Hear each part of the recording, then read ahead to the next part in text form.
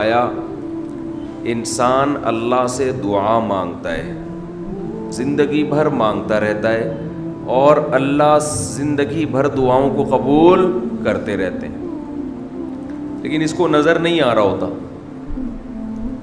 اس کو نظر کہ اللہ اپنے طریقے سے دعا قبول کرتا ہے۔ اگر اللہ ایسے دعا قبول کرے نا، آپ نے ادھر کہا اے اللہ میری تنخواہ ڈبل کر دے، آفس گئے، باس نے کہا کہ جناب نئے وزیر اعظم نے جو اعلان کیا ہے اس کی منظوری ہو گئی، ٹھا ٹھا کر کے ایسے دعائیں قبول ہونا شروع ہو جائیں تو غیب پر ایمان ختم، پھر تو دعا کی ترغیب دینے کی ضرورت ہی نہیں رہے گی۔ سب لوگ مصلی لے کے مسجد میں آ جائیں گے، سارا دن دعائیں مانگتے رہیں گے کہ اللہ سے جو مانگو ملتا ہے، خربوزہ مانگو خربوزہ ملتا ہے، تربوز مانگو تربوز ملتا ہے، افطاری میں پکوڑے مانگو پکوڑے ملتے ہیں، سموسے مانگو، بھوک لگ رہی ہے کیا کریں، سموسے ملتے ہیں، جو مانگو وہ ملتا ہے۔ دعائیں تو لازمی قبول ہوتی ہیں، لیکن انداز وہ ہوتا ہے جو اللہ کرتے ہیں۔ اللہ کہتے ہیں میں اپنے طریقے سے کروں گا۔ اب اس کی بڑی لمبی چوڑی تفصیل ہے کہ کیسے قبول ہوتی ہے۔ بعض دفعہ جو چیز مانگ رہے ہیں اللہ وہی دے دیتا ہے آپ کو، بعض دفعہ اس کا متبادل دے دیتا ہے، آلٹرنیٹ دے دیتا ہے، بعض دفعہ نہ آلٹرنیٹ دیتا ہے نہ وہ چیز دیتا ہے، کوئی مصیبت آنے والی ہوتی ہے، اس دعا کی برکت سے اس مصیبت کو ٹال دیتا ہے۔ آپ اپنے بیٹے کے لیے بچی کے لیے دعا مانگ رہے ہیں اس کو ٹھیک کر دے، وہ ٹھیک نہیں ہوئی لیکن دوسری نے بیمار ہونا تھا، اللہ نے اس سے وبا کو ٹال دیا۔ تو جن کا غیب پر ایمان ہوتا ہے وہ تو مانگتے ہیں، اللہ سے مانگتے ہیں۔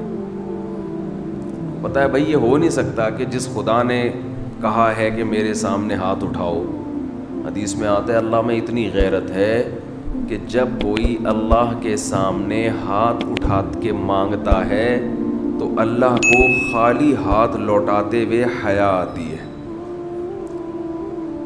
بڑے سیٹ کے پاس کوئی بھکاری جائے اور پیسے مانگے اور وہ اس کو دھتکار دے تو بھکاری کہے گا نا یار نام تو بڑا سنا تھا آپ کا، بڑے سخی ہو۔ تو اللہ کو حیا آتی ہے کہ ان ہاتھوں کو خالی لوٹائے، دیتا ہے لازمی۔ تبھی ہم نے اہل اللہ کو دیکھا ہے کہ مانگتے بہت ہیں، بڑی لمبی لمبی دعائیں مانگتے ہیں۔ لوگ ان کو بے وقوف سمجھتے ہیں کہ یار یہ ہر وقت مصلی پہ دعائیں مانگتے رہتے ہیں لمبی لمبی، ملتا تو کچھ ہے نہیں۔ انہیں پتہ ہے کہ بہت ملتا ہے اللہ سے مانگنے سے، لیکن اللہ کا انداز ایسا ہوتا ہے کہ صرف وہ مانگیں جن کو غیب پر یقین ہے۔ یعقوب علیہ السلام ساری زندگی مانگتے رہے اللہ تعالیٰ سے، اس مانگنے کا بدلہ کیا ملا ہے؟ دوسرا بیٹا بھی اللہ نے چھین لیا۔ عجیب بات ہے یا نہیں ہے؟ پہلا بیٹا گم ہوا تو اللہ سے اس کے ملنے کی دعائیں مانگتے رہے۔ دعا کیا قبول ہو رہی ہے؟ قحط پڑ گیا، کھانے پینے سے بھی گئے، اس سے بڑی مشکل، راشن لینے کے لیے بھیجا مصر اپنے بیٹوں کو، تو دوسرا بیٹا بھی بولو گیا، وہ بھی بادشاہ نے رکھ لیا۔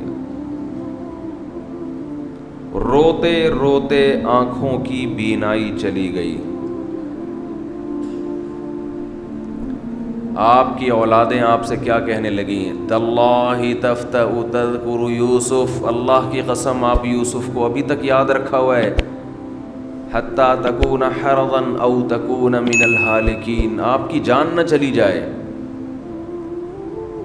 تو زبان سے یہ نہیں کہا کہ میں اللہ سے مانگ مانگ کے تھک گیا ہوں لیکن اللہ دینے کے لیے تیار نہیں ہے، میرا تو دوسرا بیٹا بھی گیا۔ جب دوسرا بیٹا بھی گیا ہے نا، اس وقت یہ الفاظ کہیں کہ آنکھوں کی بینائی چلی گئی گھر والے کہنے لگے کیا آپ کو ابھی تک یاد ہے کچھ چیزیں غیر اختیاری ہوتی ہیں, اپنے اختیار سے غم کو سوچنا یہ شریعت میں جائز نہیں ہے, لیکن کچھ چیزیں انسان کے اختیار میں نہیں ہوتی. وہ غم جو آپ کے اختیار میں نہیں ہے اس پہ آپ کو گناہ نہیں ملتا بلکہ صبر پہ ثواب ملتا ہے. شریعت میں حکم یہ ہے کہ غم کو بھول جاؤ, اس کو ایک ہی چیز کو لے کے مت بیٹھے رہو. لیکن حضرت یعقوب علیہ السلام کو اپنے بیٹے سے اتنی محبت ظاہر ہے اس بیٹے میں بہت ساری خصوصیات تھیں, وہ جانتے تھے کہ اللہ ان کو پیغمبر بنائے گا, کہ اتنے عرصے کے بعد بھی آپ کے دل سے غم نہیں نکلا, لیکن اس غم کو لے کر زندگی گزار دی, کسی کے سامنے اللہ کی شکایت نہیں کی کہ میرے ساتھ کیا ہو رہا ہے. اور دعا قبول کیسے ہو رہی ہے کہ دوسرا بیٹا بھی گیا, بیٹوں نے آ کے بتایا کہ آپ کے بیٹے نے چوری کی تھی جس کی وجہ سے بادشاہ نے اس کو رکھ لیا. قال بل سولت لکم انفسکم امرا, باپ نے کہا تم نے جیسے پہلے ایک کہانی گڑھی تھی دوبارہ سے ایک کہانی گڑھ لی ہے. حالانکہ اس دفعہ بیٹے سچ بول رہے تھے, چوری تو نہیں کی تھی لیکن الزام لگا تھا چوری کا. تو یعقوب علیہ السلام نے دوسرے بیٹے کے جانے پہ ایک لفظ ناشکری کا زبان سے نہیں نکالا, بلکہ کیا کہا, انما اشکو بثی وحزنی الی اللہ وَأَعْلَمُ مِنَ اللَّهِ مَا لَا تَعْلَمُونَ, میں اپنا غم تمہارے سامنے بیان نہیں کرتا, صرف اللہ کے سامنے بیان کرتا ہوں, اور اللہ کے بارے میں وہ کچھ جانتا ہوں جو تم نہیں جانتے. کیا مطلب؟ وہ مجھے تسلی دے رہا ہے, اس میں خیر ہوگی, ہمارا کام ہے مانگنا, ہم بھکاری ہیں. یہ تو ملحد اور خدا کے منکر لوگ ہیں جو مسلمانوں کا مذاق اڑاتے ہیں کہ یہ دعائیں مانگتے ہیں اور ان کو ملتا کچھ نہیں ہے. او بھائی ہمیں اس سے غرض ہی نہیں ہے کہ رب کیسے دے رہا ہے, ہمیں اس نے پابند بنا دیا مانگو, تو ہمیں اہل اللہ کو تو مزہ اس سے آتا ہے کہ اس نے ہمیں بول دیا مانگو, وہ اتنا بھی دے, مانگنا ہی ہمارے لیے سب کچھ ہے. تو میں جو بات عرض کر رہا تھا وہ یہ تھی کہ یعقوب علیہ السلام مانگتے رہے, پھر دوسرا بیٹا بھی چھن گیا, کوئی لفظ مایوسی کا زبان سے نہیں نکالا.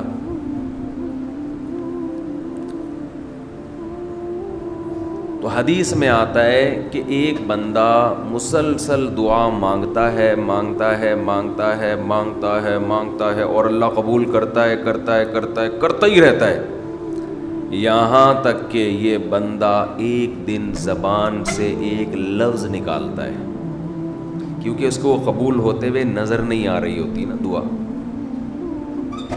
یہ زبان سے کیا لفظ نکالتا ہے کہ میں دعا مانگتا ہوں مگر اللہ قبول بولو نہیں کرتا. جیسے معاذ اللہ نقل کفر کہ یعقوب علیہ السلام اگر کہہ دیتے کہ اللہ کئی سال سے دعا مانگ رہا تھا بیٹا مل جائے, مگر تو نے تو دوسرا بھی چھین لیا, لہذا ثابت یہ ہوا کہ میں مانگتا تو ہوں لیکن اوپر والا قبول بولو نہیں کرتا. اگر یہ لفظ زبان سے نکالتے جیسے کہ آج کل لوگ نکالتے ہیں زبان سے, تو حدیث میں آتا ہے یہ جو جملہ زبان سے نکالا ہے اس کے بعد سے اللہ قبول کرنا چھوڑ دیتے ہیں. اس سے پہلے ہو رہی تھی, آپ نے یہ لفظ کہہ دیا اس کو ہلکا سمجھ کے, اللہ کے ترازو میں یہ کلمہ, یہ چھوٹا سا جملہ بہت بھاری ہے اللہ کی غضب کو دعوت دینے کے لیے. اللہ کہتے ہیں مجھے تانا دے دیا کہ میں قبول نہیں کرتا. گھروں میں جھگڑا ہوتا ہے نا, عورت کہتی ہے مرد کھلا کھلا کے تھک جائے, بیوی کہتی ہے ہاتھ تنگ کیا ہوا ہے کھلاتے نہیں ہو. بعض دفعہ آدمی کو غصہ آتا ہے کہ اب میں ہاتھ اپنا تنگ کر کے دکھاؤں گا, اب انڈے نہیں لے کر آؤں گا. میں کہتا ہوں چنگیز خان بھی, اگر کوئی چنگیز خان کی اولاد ہے نا, اس میں بھی اتنی طاقت نہیں ہے کہ بیوی کہے کہ 6 انڈے چاہیے اور وہ ان 6 کو 4 کر کے دکھا دے کہ نہیں آج 4 انڈے آئیں گے 6 نہیں آئیں گے. کوئی ہے ایسا مائی کا لال؟ کوئی ایسا مائی کا لال پیدا نہیں ہو. تو استنبول کیسے فتح کرو گے؟ صحیح, استنبول کیسے فتح کرو گے؟ سلطان محمد فاتح نے استنبول فتح کیا تھا نا. ایک بڑے بزرگ نے بڑی اچھی بات کہی کہ فرعون نے ہزاروں بچوں کو قتل کیا, اور بنی اسرائیل کے نا, لیکن موسیٰ علیہ السلام جب صندوق سے نکلے فرعون نے ارادہ کیا اس کو بھی قتل کروں. فرعون کی بیوی نے کہا لا تقتلوہ, اسے قتل مت کرو. فرعون نے کہا اچھا. فرعون نے کیا کہا؟ ٹھیک, it is okay, no problem.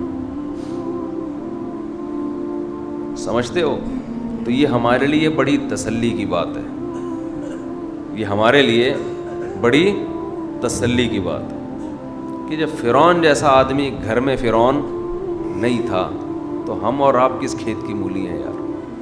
چلتے رہو جیسے زندگی گزار رہے ہو, جتنے انڈے کہے ہیں اتنے لے آیا کرو.